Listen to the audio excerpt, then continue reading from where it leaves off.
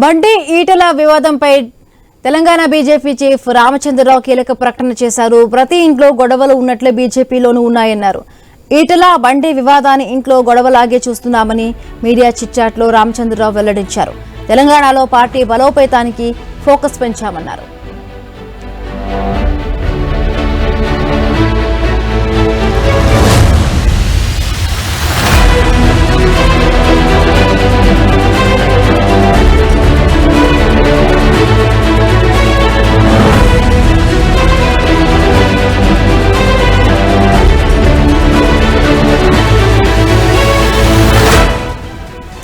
ఇక సీఎం రేవంత్ రెడ్డికి భాస్కర్ అవార్డు ఇవ్వాలంటూ సెటైర్లు పేల్చారు తెలంగాణ బీజేపీ అధ్యక్షుడు రామచంద్రరావు. దత్తాత్రేయను ఉపరాష్ట్రపతి చేయాలన్న రేవంత్ వ్యాఖ్యలకు ధీటుగా సమాధానమిచ్చారు. మంత్రి పొన్నం లేదంటే టీపీసీసీ చీఫ్ మహేష్ కుమార్ గౌడ్ ను సీఎం చేయాలంటూ ఎద్దేవా చేశారు. సీఎం రేవంత్ కు నోబెల్ కాదు, గోబల్స్ ప్రచారానికి అవార్డు ఇవ్వొచ్చని విమర్శనాస్త్రాలు సంధించారు.